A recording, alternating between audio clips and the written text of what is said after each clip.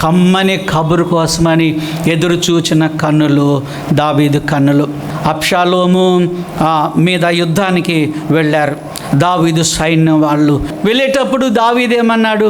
అయ్యా, నన్ను బట్టి నా కొడుకైనటువంటి అబ్షాలోముని మీరు చంపొద్దు అని చెప్పాడు.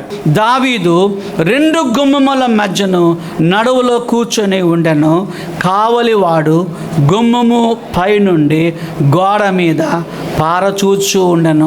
అలా మధ్య గుమ్మంలో కూర్చున్నాడు. వాడు బతికున్నాడా, వాడు చనిపోయాడా? చనిపోవాలని ఏమి అనుకోలేదు. ఎవడో ఒకడు పరిగెత్తుకుంటూ వస్తూ ఉంటే దావీదు ఏమంటున్నాడు? 18:29లో అబ్షాలోము క్షేమముగా ఉన్నాడా?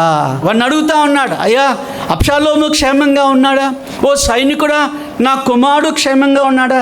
ఆ తప్పిపోయిన అబ్షాలోము క్షేమంగా ఉన్నాడా అని అడుగుతా ఉన్నాడు. దావీదు 2 గుమ్మముల మధ్యన నడవలో కూర్చొని ఉండెను. కావలివాడు గుమ్మం పైన ఉన్న గోడ మీద పారచూచును. 2 గుమ్మముల మధ్యలో కూర్చొని శుభవార్త కొరకని ఆయన ఎదురు చూస్తూ ఉన్నాడు. ఏ వార్త అండి?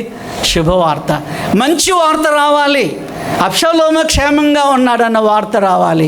అందుకే నా కుమారుడు క్షేమంగా ఉన్నాడా అంటే, ఇప్పుడు నేనేం చెప్తున్నానంటే, కమ్మని కబురు కోసమని చూచిన కన్నులు దావీదు కన్నులు. కమ్మని కబురు. ఏంటా కమ్మని కబురు? అబ్షాలోము బ్రతికే ఉన్నాడు, అబ్షాలోము చచ్చిపోలేదు, అబ్షాలోము జీవించే ఉన్నాడు, అబ్షాలోముని మేము చంపలేదు. చంపేశారు, కానీ దావీదుకి ఆ విషయం తెలియదు. దావీదు ఏడ్చాడు, అయ్యో నా కుమారుడు అబ్షాలోమా, నీకు బదులుగా నేను చనిపోయి ఉంటే ఎంత బాగుండు అని ఆయన కన్నీరు కార్చారు. ఆయన శుభం కొరకని ఎదురు చూశారు. ఆయన కన్నులు శుభం కోసమని ఎదురు చూశారు. దేవుని వందనాలు.